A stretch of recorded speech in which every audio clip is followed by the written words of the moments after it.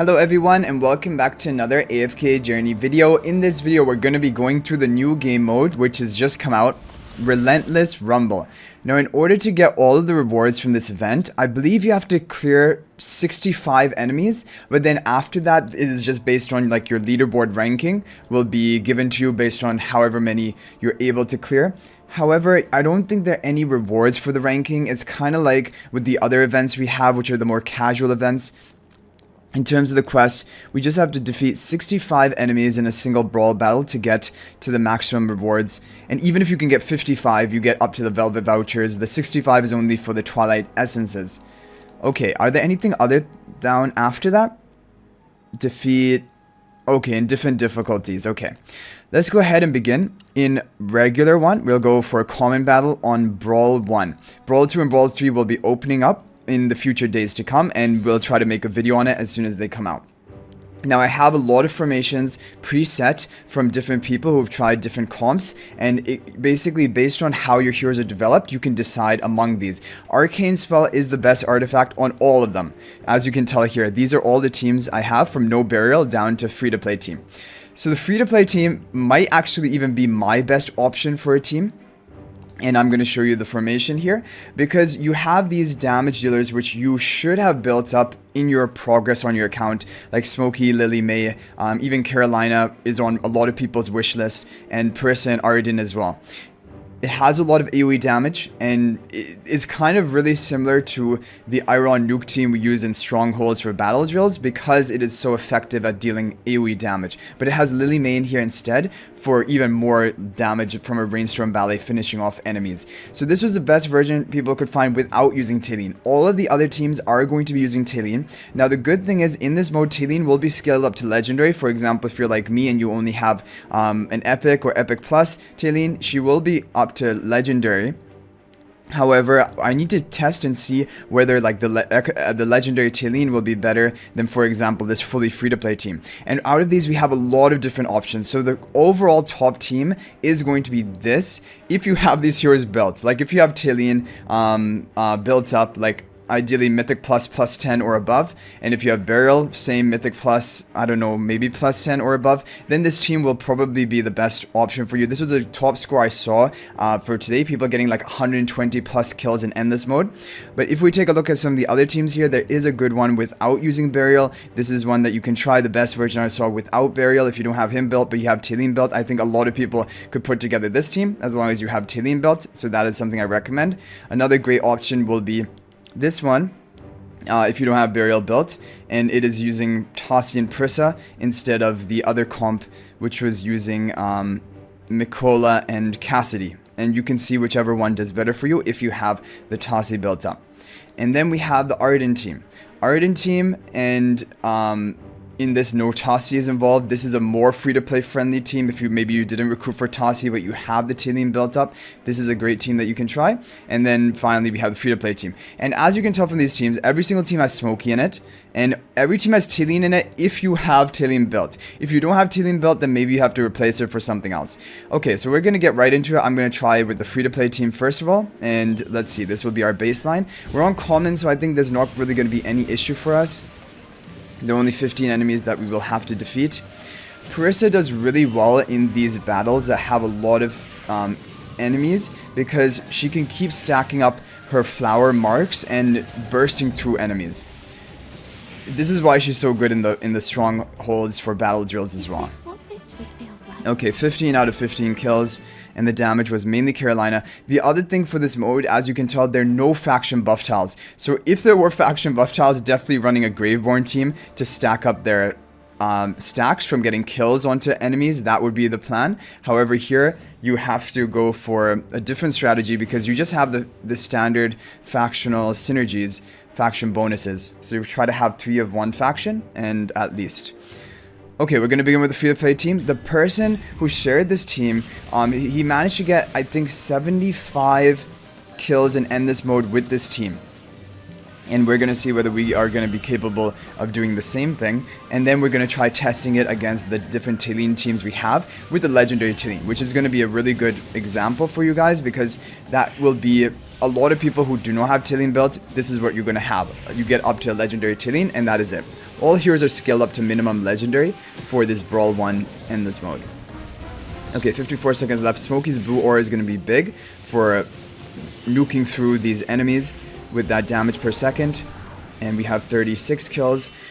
The only really thing that will make a big difference for you here is your exclusive equipment upgrading. The Paragon will only give 2.5% stats or like attack each Paragon tier, which is not much. But the exclusive equipment can give up to like 15% attack for each 5 levels you have of it.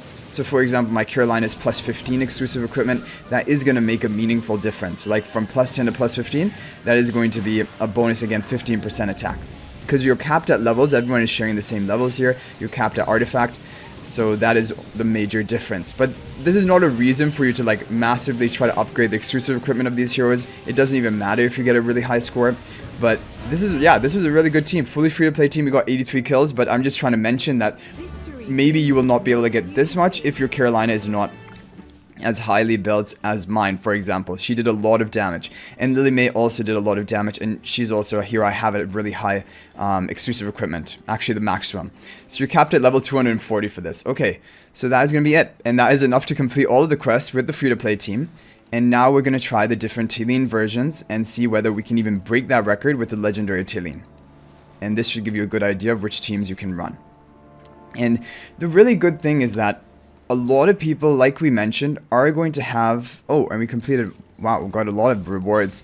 A lot of people will have these heroes built up from this free-to-play team. Like, maybe not Parissa, but I would still run Parissa even if she's at a low level of Ascension and try her. Because when we look at the other options, like maybe Iron, but Iron... Yeah, he does have magic defense shred. I think if you didn't have Parissa, I would probably try Iron next as my next best choice. Damien does not do well here because you have Smokey for healing. You don't need Damien. And then the other heroes, there's no other major AoE damage. Some people use Seth. If you have Seth built for some reason, you can try him because he like finishes off the enemies. But it wasn't a part of like the all-time best team. That's why I didn't include it. But maybe it's something you can consider. And yeah, Iron for the factional synergy as well, getting 3 Wilders. I would probably use Iron if you don't have Parissa built. Or you can try Parissa at a lower Ascension and see if it works. Okay, so what we're going to do now, we're going to try the overall top team. So we're using 2 heroes, which I don't have built, Burial and Talene. But I don't think this is going to do better, because then why would people be showing like non-Burial teams if the Burial actually did fine without it? I'm going to do the no Burial team, this one. Okay, let's see this. This should be like basically the maximum potential of a Talene team. And if you have Talene built, then this is going to be amazing. Talene steals the show in this fight because you have all of these enemies and she can continuously cast her ultimate. Like, I think she will never stop casting because the enemies keep spawning at different times, so she's able to continuously cast. And so it'll just come down to how much damage you have on her, and of course the higher ascension you have, the more damage you have. The big breakpoint is Legendary Plus. Legendary Plus gives her a lot of bonus attack from her hero focus, and from that point on, the upgrades you get for her are just for her stats from Ascension and stats from upgrading the exclusive equipment. Oh, my Mikola went down, which is not good. People were saying that they had quite a bit of problem with Mikola surviving, and that will make a big difference to this team, because Mikola is really important for buffing up your team, and actually, we're not even controlling the honor arena here. So I wonder, like, is Mikola actually the best option? Either way, we're going to have 75 kills with 0 seconds left. This is a great team you can try. For example, if maybe your Carolina isn't that ascended or that built up to high exclusive equipment, this may be the best team for you even with the legendary Talene. So that was really cool. Let's try a different version. Let's try... What else could be good? Let's try let's try Arden team, okay? This is also kind of free to play friendly if you have Parissa built. Most people have Focus Arden, so they should have him. Okay, Smokey gonna heal up the team. Boom, boom, boom. Yeah, I mean, this should definitely do better than the previous team we ran, because at least my whole team will survive. In the previous team, our Mikola died and didn't really do anything. So I would imagine that this would be better. I think the problem is Arden is not actually the best option for this fight. He doesn't deal as much damage as, for example, a Carolina. So I wonder, wouldn't Carolina be better here than the Arden? I'm not sure. And you would still gain the factional synergy because you would have Talene in here to basically complete the Wilders.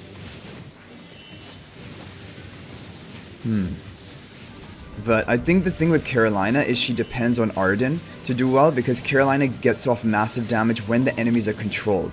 And Arden has that control on his ultimate cast when he's at Mythic Plus with the Entangling Vines.